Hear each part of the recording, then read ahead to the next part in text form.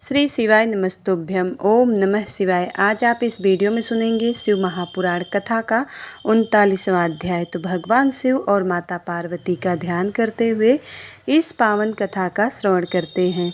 व्यास जी ने सनत कुमार जी से पूछा कि हे ब्रह्मपुत्र, जब भगवान शिव का संदेश लेकर दैत्यराज शंखचूड़ का वह दूत वापस अपने स्वामी शंखचूड़ के पास चला गया तब क्या हुआ? उस दूत ने शंखचूड़ से क्या कहा? और उस दूत ने सारी बातें जानने के पश्चात दैत्यराज शंखचूड़ ने क्या कहा? और हे महर्षि, कृपा करके इस संबंध में मुझे सविस्तार बताइए। व्यास जी के प्रश्न को सुनकर सनत कुमार जी बोले कि हे महामुने, उस दूत ने अपने स्वामी शंखचूड़ के पास जाकर उसे भगवान शिव से हुई सारी बातें बता दी। शिव जी की कही हुई बातें को सुनकर शंखचूड़ और अधिक क्रोधित हो उठा और उसने अपनी विशाल दैत्य सेना को तुरंत युद्ध के लिए चलने की आज्ञा प्रदान कर दी। दूसरी ओर भगवान शिव ने भी अपने गणों और देवताओं को युद्ध भूमि की ओर प्रस्थान करने के लिए कहा। देवताओं और दानवों दोनों की सेनाएं पूरे जोश और साहस के साथ लड़ने हेतु तत्पर होकर आगे बढ़ने लगी। दानवों की सेना में सबसे आगे शंखचूड़ था और दूसरी ओर देव सेना में त्रिलोकीनाथ भगवान शिव सबसे आगे चल रहे थे। दोनों सेनाएं अपने स्वामियों के जय घोष के साथ आगे बढ़ रही थी। उस समय चारों ओर रणभेरियां बजने लगी थी। कुछ ही समय पश्चात देवता और दैत्य आमने सामने थे। एक दूसरे को अपना घोर शत्रु समझकर दोनों एक दूसरे पर टूट पड़े। भयानक युद्ध होने लगा।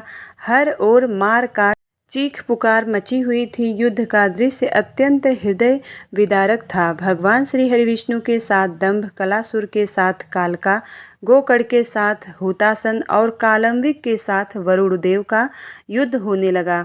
सब युद्ध करने में मग्न थे, परंतु शिव तथा देवी भद्रकाली अभी तक ऐसे ही बैठे थे। उन्होंने युद्ध करना शुरू नहीं किया था। इधर दैत्यराज शंखचूड़ भी युद्ध का दृश्य देख रहा था। उस समय युद्ध अपने चरम पर था। दोनों सेनाएं घमासान युद्ध कर रही थी। सभी बड़ी वीरता से लड़ रहे थे और युद्ध में अनेक प्रकार के आयुधों का प्रयोग कर रहे थे। कुछ ही देर में पृथ्वी कटे मरे और घायल योद्धाओं से पट गई। सनत कुमार जी बोले कि हे व्यास जी, इस प्रकार देवताओं और दानवों में बड़ा भयानक विनाशकारी युद्ध चल रहा था।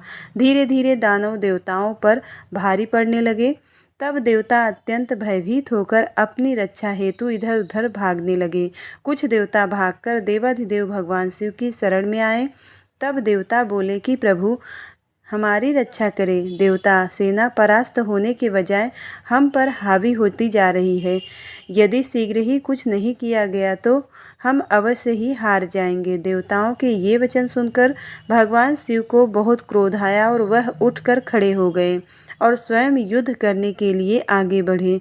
युद्ध स्थल में पहुंचते ही उन्होंने असुरों की अछौड़ी सेना का नाश कर दिया। देवी भद्रकाली भी अनेक दैत्यों को मार मार कर उनका रक्त पीने लगी। इस प्रकार असुरों को युद्ध में कमजोर पड़ता देखकर देवताओं में एक नई जान आ गई। जो देवता इधर उधर अपने प्राणों की रक्षा के लिए भाग गए थे, वे भी आकर पुनः युद्ध करने लगे। उधर भद्रकाली देवी क्रोध से भरकर दैत्यों को पकड़ पकड़ कर अपने मुख में डालने लगी। स्कंद ने अपने बाणों से करोड़ों दानवों को मौत के घाट उतार दिया। यह देखकर असुर सेना भयभीत होकर अपने प्राणों की रक्षा हेतु इधर उधर भागने लगे। असुर सेना को इस प्रकार तितर बितर होता देखकर दानवराज शंखचूड़ क्रोधित होकर स्वयं युद्ध में कूद पड़ा। उसने अपने हाथों में धनुष बाण उठाया और भयानक बाणों की वर्षा करने प्रारंभ कर दी। देखते ही देखते शंखचूड़ ने देवसेना के अनेकों सैनिकों का संहार कर दिया। यह देखकर स्कंद देव आगे बढ़े और शंखचूड़ को ललकारने लगे। शंखचूड़ ने क्रोधित होकर स्कंद पर पलटवार किया। उसने स्कंद का धनुष काट दिया और पूरी शक्ति से स्कंद की छाती पर प्रहार किया। फलस्वरूप स्कंद मूर्छित होकर जमीन पर गिर पड़े। कुछ ही देर के बाद स्कंद कुमार उठकर खड़े हो गए और उन्होंने अपने बाण से शंखचूड़ के रथ में छेद दिया। अब यही नहीं, स्कंद ने शंखचूड़ का कवच, किरीट आदि कुंडल भी गिरा दिया। तत्पश्चात उसने यह भयानक विष बुझी शक्ति से शंखचूड़ पर प्रहार किया। इस प्रकार प्रहार से शंखचूड़ मूर्छित होकर धरती पर गिर पड़ा और काफ़ी समय तक ऐसे ही पड़ा रहा। कुछ समय पश्चात वह ठीक होकर पुनः युद्ध करने लगा। इस बार उसने भगवान शिव के पुत्र कार्तिकेय को अपना निशाना बनाया और वह उस भयानक शक्ति का प्रहार किया जिससे कार्तिकेय बेहोश होकर जमीन पर गिर पड़े। तब कार्तिकेय को इस प्रकार धरती पर बेहोश पड़ा देखकर देवी भद्रकाली उन्हें गोद में उठा लाई। उनकी दशा देखकर शिवजी उन पर अपने कमंडल का जल छिड़का। जल छिड़कते ही कार्तिकेय फौरन उठ बैठे और पुनः युद्ध करने के लिए युद्ध चल रहा था। अब यह कह पाना कठिन था कि दोनों में से कौन अधिक वीर है और बलशाली है। एक दूसरे पर वे बड़े शक्तिशाली ढंग से प्रहार कर रहे थे। देवी भद्रकाली भी पुनः युद्ध में आकर दानवों का भक्षण करने लगी। सनत कुमार जी बोले कि हे व्यास जी, देवी भद्रकाली ने युद्ध भूमि में जाकर भयंकर सिंहनाद किया जिससे डरकर अनेकों दानव मूर्छित होकर धरती पर गिर पड़े। भद्रकाली ने अपने तेज और निकोल दांतों से दानवों का रक्त चूसना शुरू कर दिया। यह देखकर युद्धरत दानव से आतंकित हो उठे। वे डरकर इधर उधर भागने लगे। यह देखकर दानवराज शंखचूड़ दौड़कर देवी भद्रकाली से युद्ध करने के लिए आगे आया। शंखचूड़ को सामने खड़ा देखकर भद्रकाली ने प्रलय अग्नि के समान भयंकर बाणों की वर्षा करनी शुरू कर दी, परंतु शंखचूड़ ने वैष्णव नामक अस्त्र से उस वर्षा को शांत कर दिया। देवी भद्रकाली ने उसके जवाब में नारायण अस्त्र चलाया, परंतु शंखचूड़ हाथ जोड़कर उस अस्त्र को प्रणाम करने लगा जिससे वह नारायण अस्त्र वहीं शांत हो गया। दैत्यराज शंखचूड़ अपने भयानक बाणों से देवी पर प्रहार करता और देवी उन असंख्य बाणों को अपनी विकराल दाढ़ों से चबा जाती। इस प्रकार देवी और शंखचूड़ में भयानक संग्राम होने लगा। तभी क्रोधित भद्रकाली ने पाशुपत नामक ब्रह्मास्त्र उठा लिया, परंतु तभी आकाशवाणी हुई कि अभी दैतेंद्र की मृत्यु का समय नहीं आया है और इसकी मृत्यु आपके हाथों से नहीं लिखी है। तब देवी ने पाशुपात अस्त्र को वापस कर दिया और उसे काटने के लिए दौड़ी। यह देखकर असुर राज ने रौद्रास्त्र चलाकर उनकी गति को कम किया। तब भद्रकाली ने असुर राज द्वारा प्रयोग की गई सारी शक्तियों को तहस नहस कर दिया और आगे बढ़कर शंखचूड़ की छाती पर अपने मुक्के का जोरदार प्रहार किया। इस प्रहार से शंखचूड़ बेहोश होकर धरती पर गिर पड़ा, लेकिन कुछ ही देर पश्चात पुनः उठकर वह भद्रकाली देवी से युद्ध करने लगा। तब देवी ने उसे कसकर पकड़ लिया और चारों ओर घुमाकर धरती पर फेंक दिया। शंखचूड़ कुछ समय तक ऐसे ही पड़ा रहा। तब देवी ने अन्य दानवों का वध करना शुरू कर दिया। शंखचूड़ चुपचाप उठा और जाकर अपने रथ पर धीरे से बैठ गया। व्यास जी बोले, हे ब्रह्मपुत्र सनत कुमार जी, जब देवी भद्रकाली द्वारा युद्ध में घायल होकर शंखचूड़ पुनः अपने रथ पर जाकर बैठ गया, तब क्या हुआ? भगवान शिव ने उसे युद्ध में असुर राज शंखचूड़ का वध करने के लिए ही आए थे तो क्या किया? कृपा कर मुझे इस कथा को सविस्तार सुनाइए। व्यास जी की इस जिज्ञासा को शांत करते हुए सनत कुमार जी ने कहना आरंभ किया। सनत कुमार जी बोले कि हे महामुने, जब देवी भद्रकाली ने असुर राज शंखचूड़ को उठाकर बलपूर्वक जमीन पर पटक दिया तो कुछ समय के बाद शंखचूड़ इस प्रकार से धरती पर पड़ा रहा मानो मूर्छित हो गया हो। तब देवी दानवों पर प्रलय की भांति टूट पड़ी। दूसरी ओर कुछ देवताओं ने भगवान शिव के पास जाकर उन्हें भद्रकाली और शंखचूड़ के इस भयानक युद्ध के बारे में बताया। ये सारी बातें सुनकर त्रिलोकीनाथ भगवान शिव स्वयं युद्ध करने के लिए आगे बढ़े। जब कल्याणकारी सर्वेश्वर देवाधिदेव भगवान शिव अपने वाहन नंदीश्वर पर चढ़कर आरूढ़ होकर युद्ध स्थल पर पधारे तो उन्हें देखकर असुर राज शंखचूड़ ने उनका अभिवादन किया। तत्पश्चात शंखचूड़ अपने विमान पर चढ़ गया और भगवान शिव से युद्ध करने की तैयारी करने लगा। उसने अपना रक्षा कवच पहना और युद्ध करने के लिए अपने हाथों में धनुष बाण उठा लिया।